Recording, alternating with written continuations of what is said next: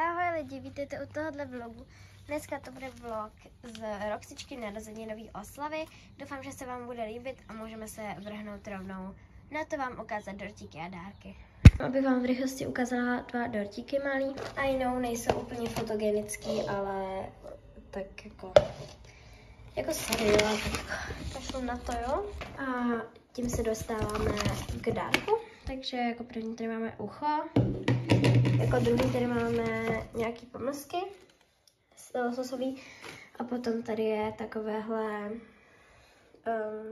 paroh, který má příchuť nějakou hovězí a fakt hovězí, jo, já vím, že je to paroh, ale fakt příchuť hovězí a tady dárečka a takovou růžovou taštičku. Ale dárek se schovává v botníku, aby ho Roxička nenašla. A s tím, že my jsme kupovali takovou zelenou sadičku. Nebo jako, sice je to trošku jiný téma, o kterém jsme si povídali, ale tak to asi nevadí. Takovou zelenou sadičku, dělala jsem haul na kanál z té zelené sadičky celý, takže kdyby vás to zajímalo, tak určitě běžte na můj TikTok kanál, mám ho v bio. A no, určitě doporučuji. Jdeme jí teďko učesat Roxičku, aby měla tu narozeninovou oslavu co nejlepší. Tamhle už sedí nebo leží naše královna, naše královnička Roxička. Tím, že Roxiček je teďka v boudě, takže ji budu česat v boudě. A řeknu vám k tomu, dneska budu dělat takovej room tour, v podstatě Roxy boudy, s tím, že ji trošku budu měnit a tedy. Takže se můžete určitě na to těšit, tady teďka prostě také učesat. S tím, že ona se jí ona teďka strašně pelícha. Takže ji takhle střešete chlupy, tak se na ní můžete položit kartáč a potom takhle jdete, pak zase střešete nějaký další chlupy, pak zase takhle smetete a vím, tobě to vadí, vej trošku, když na tobě je kartáč dlouho. Tak, s tím, že já ji teď jdu dočesat a potom vám ještě něco můžu říct. Takže zase vás zdravím. My jdeme teďka s Fénou na procházku. Je sice vedrak něco, ale ona prostě potřebuje vyvenčit svoje svědomí. Ne, ale prostě jdeme na procházku s babinkou. Actually původně jsme měli jít jenom jakoby večer s Roxičkou do lesa jako na 2hodinovou procházku. Ale protože ona je teďka v boudě a nakonec prostě se bude sekat dlouho a ona tam leží úplně smutná, tak já ji teďka odberu. Tak Feno, jdem na prochajdu. Takže my se půjdeme projít a pak se vám ozveme. Teďka jsem vypustila velkého psa, teďka jsme byli na procházce, jo. Všechno bylo, dala bych do té procházky tak 7 z 10, protože jsem si sedřela ruku. Za prvý a za druhý mi bylo strašně vedro celou cestu, jinak to bylo fajn. Toto paní taky bylo vedro, ale furt běhala všude.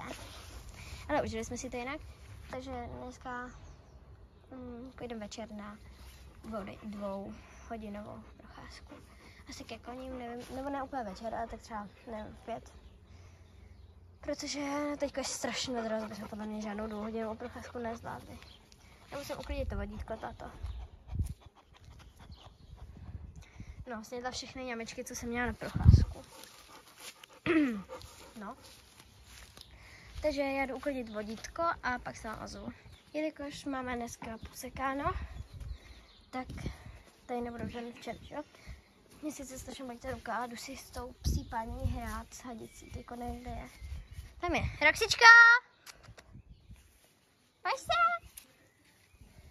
Koukej, tak je ráda. Dobře, když si hraje, tak on je úplně happy strašně. Teďko jdeme běhat. Pojď. Co to děláš? Pojď. Kdo má psa, tak to někdy nebude, ale to mega dobrý. Hej, Bobby. Ne, přestaň, že si potřebuji videjku. Já půjdu do stínu a ty budeš na sluníčku. Nesouhlasíš? Škoda. Co si rád z bakterií, tvojí oblíbenou? Počkej, to už počkej chvilku. Ty znáš bakteriku. Chceš bakteriku? Hej. Chceš hadici nebo bakteriku? Dobře, hadici.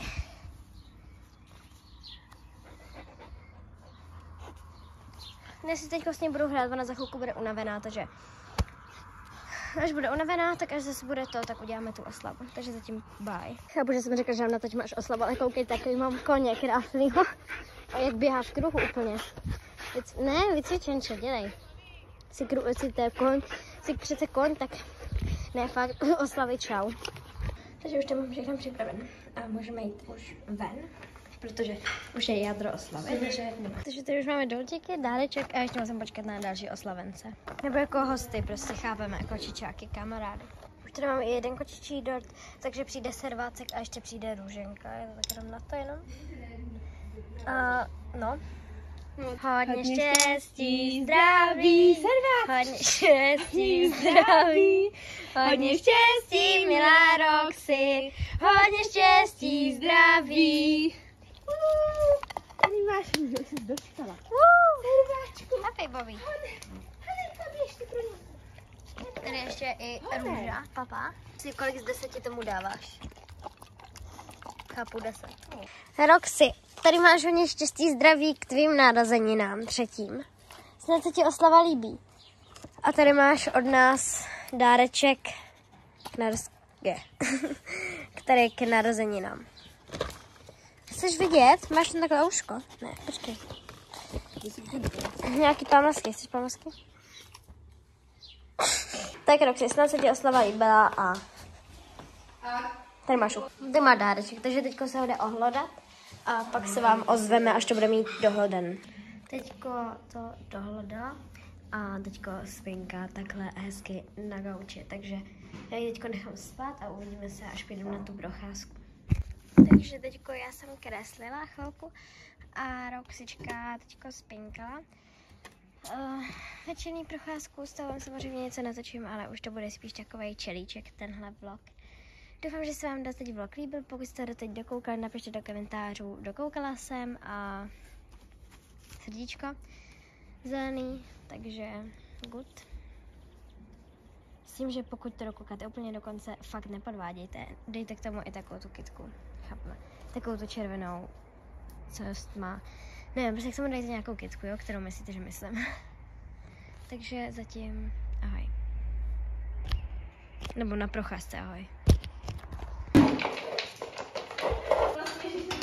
Takže zítra nebo pozítří, to ještě nevíme, ale přejede si pro tu ty krabice teda fajn.